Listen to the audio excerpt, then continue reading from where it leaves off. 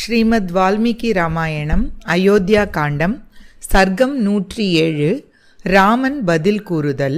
அப்போது உற்றார் உறவினர்கள் மத்தியில் மிகுந்த கௌரவத்துடன் அமர்ந்திருந்த சீமானும் இலக்குவன் தமையனுமான அவர் மீண்டும் இவ்வாறு வேண்டிக் கொண்ட பரதனுக்கு பின்வருமாறு பதில் கூறினார். சிறந்த வேந்தராகிய தசரதருக்கு கைகேயியிடம் பிறந்த புதல்வனான நீ முன் கூறியது எல்லாம் சரியானதே. தம்பி, நம்முடைய தகப்பனார் முன்பு உன் தாயாரை மணம் செய்து கொண்ட காலத்தில் உன் பாட்டனாரிடம் தன் ராஜ்யத்தை வரதட்சணையாக கொடுக்க ஒப்புக்கொண்டார். கைகேயிக்கு பிறக்கும் குமாரனுக்கே அரசாட்சியை கொடுப்பதாக வாக்களித்தார். பின்னர் ஒரு சமயம் தேவ அசுரர்களிடையே நடந்த போரில் தேவர்களுக்கு உதவுவதற்காக சென்ற நமது தந்தையாரின் உயிரை உன் தாயார் காப்பாற்றியதால் மனமகிழ்ந்து அவருக்கு வரம் கொடுப்பதாக கூறியிருக்கிறார். கீர்த்தி மிக்கவரான உன் தாயார் பின்னொரு சந்தர்ப்பம் வாய்த்த போது வரம் கொடுப்பதாக முன்பு கூறியதை மீறமாட்டீர்களே என்று தர்மம் தவறாதவரான அவரிடம் வாக்குறுதி பெற்று 2 வரங்களை வேண்டினார். புருஷோத்தமா, உனக்கு ராஜ்யம், எனக்கு வனவாசம் என்ற 2 வரங்களையும் முன்பு கொடுத்த வாக்குறுதியினால் கட்டுப்பட்ட மன்னர் அவருக்கு கொடுத்தார். மாவீரனே, இவ்விதம் வரதானம் என்ற பெயரில் நான் 14 ஆண்டுகள் காட்டில் வசிக்க வேண்டும் என்று தந்தையார் கட்டளையிட்டிருக்கிறார்.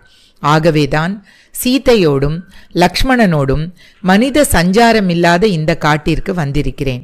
என்னுடைய இந்த முடிவில் எந்தவித மாற்றத்திற்கும் இடமில்லை. ஏனென்றால் தந்தையின் சொற்களுக்கு கட்டுப்பட்டவன் நமது தந்தை கொடுத்த வரத்தை சத்தியமாக்கிக் கொண்டு நான் இங்கே இருக்கிறேன். ராஜேந்திரா, நீயும் சத்தியசந்தரான தந்தையின் சொற்களை ஏற்றுக்கொண்டு விரைவில் பட்டாபிஷேகம் செய்து கொள்ள கடவாய். அதனால் அவர் சத்திய விரதத்தை காப்பாற்றியவனாவாய். பரதனே, நமக்கு தலைவரும் மன்னரும் அறமறிந்தவரும் தந்தையுமான அவரை கைகேயிடம் அவர் பட்டிருக்கும் கடனிலிருந்து விடுவிப்பாயாக. உன் தாயாரையும் சந்தோஷப்படுத்து. செல்வனே, முன்னொரு காலத்தில் புகழ்பெற்ற கயர் என்பவர் கயா கஷேத்திரத்தில் தன் முன்னோர்களுடைய திருப்தியின் பொருட்டு சிரார்த்தம் செய்த போது கூறிய ஒரு நீதி வாக்கியம் எல்லோரும் அறிந்ததே. புதல்வன் என்பவன் புத்தென்னும் நரகத்திலிருந்து தந்தையை காப்பாற்றுவதாலும் முன்னோர்கள் எல்லா விதத்திலும் பாதுகாக்கப்படுவதாலும் அவன் புத்திரன் என்று அழைக்கப்படுகிறான். குணசாலிகளான பல்கலை அறிவு பெற்ற அநேக மைந்தர்களை பெற வேண்டும் என்று ஆசைப்பட வேண்டும். பெற்றெடுத்த பல புத்திரர்களில் எவனேனும் ஒருவனாவது கயைக்கு செல்ல மாட்டானா, அங்கே பித்ரு கடன்களை நிறைவேற்ற மாட்டானா என்று ஆசைப்பட வேண்டும். அரசருக்கு மகிழ்வளிக்கும் மைந்தனே, நான் மேலே சொல்லியதை எல்லா ராஜரிஷிகளும் ஆமோதித்திருக்கிறார்கள். ஆகவே மனிதருள் மாணிக்கமே, நமது தந்தையை நரகத்திலிருந்து காப்பாற்று. தர்மவீரனே பரதா, இங்கே வந்திருக்கும் 2 பிறப்பாளர்கள் வேதியர், வேந்தர், வணிகர் அனைவருடனும் சத்ருக்னனோடும் அயோத்திக்கு செல்வாயாக. அங்கே நல்லாட்சி புரிந்து குடிமக்களை மகிழ்விப்பாயாக.